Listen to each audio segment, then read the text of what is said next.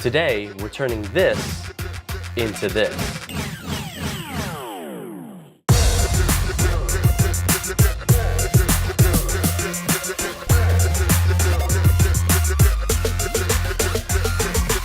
Hello and welcome to another episode of Jersey Filmmaker. I'm Anthony Serratelli, and about a month ago I did an episode on my technique when shooting on a green screen. Now I want to move forward into the post process and show you my keying technique. I'll use some footage that I shot with my alma mater's baseball team this past season that I used to make their walkout and team intro videos. It was a very basic low budget green screen setup that has rendered me some really good results when done correctly. The player I'm going to focus on is Mikhail Mogs, so special thanks to him for looking so badass in this video. I'll be working in Adobe After Effects with plugins that come standard to the Creative Cloud, so no need to go out and buy third-party plugins to accomplish this. So let me quickly play the final product. This is what they call a walkout or a walk-up video. When your music's playing and they announce your name, now batting number 50, Mikhail Mogs, number 50. So this is what we're looking to get to from this. So first thing we have to look at is the footage. We'll take a look at Mikhail doing his walk-up thing. Let's take a look at some of the good and bad things about this setup.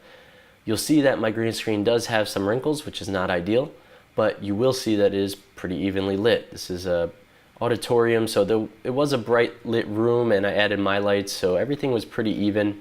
Usually you'd do this in a darker room and just light what you need to, but this is the setup I had available to me.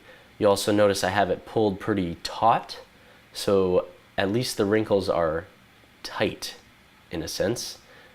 And you'll see that it's shot at 60 frames a second. It's a little bit in slow motion. I probably could have backed up a little bit, but I think the top of the green screen was pretty close to the edge here. So I knew what I was going to end up with in the end, shooting at 4K here and ending in 720. I knew I'd have a lot of room to play with, so this worked for me. First thing I did do was add a color correction through Lumetri. It was a little desaturated, so I just wanted to bring out all the colors so when I do pull this green out of the key, it comes out how I like. And I did sharpen just a little bit as well with an unsharp mask because this is a visual effects composition and I wanted it to be clean. So I'll pre-comp this one layer so everything stays where it needs to within.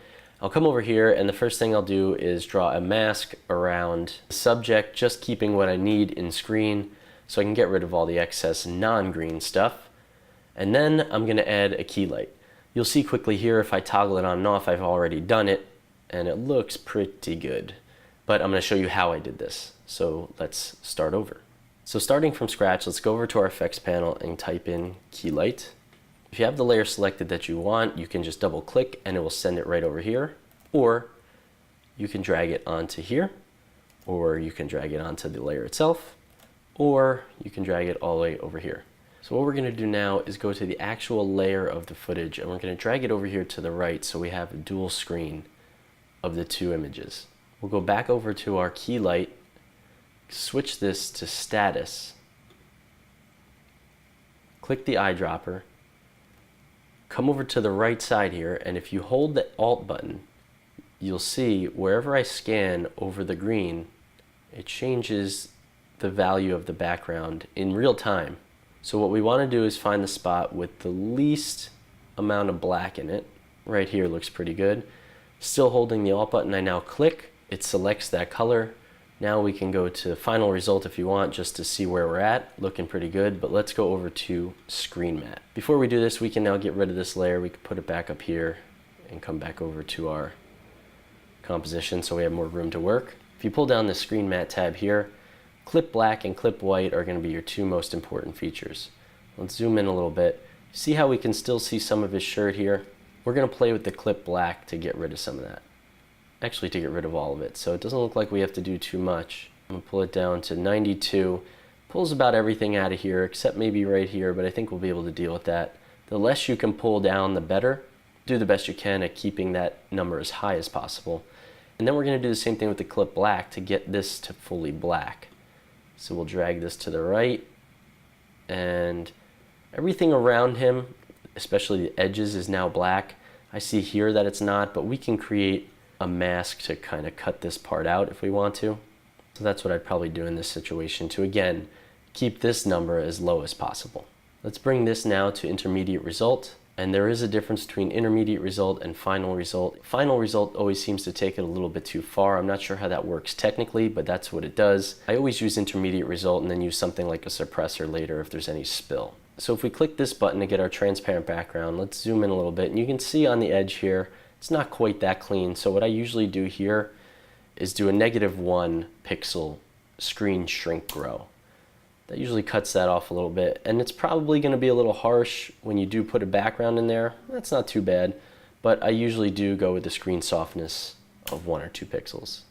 So now we have a pretty good key. I did a pretty good job of keeping them a good distance from the green screen, and the room again was so evenly lit, we didn't get a lot of bounce off the green screen reflecting onto these guys and having a nice green spill, or I should say a not so nice green spill.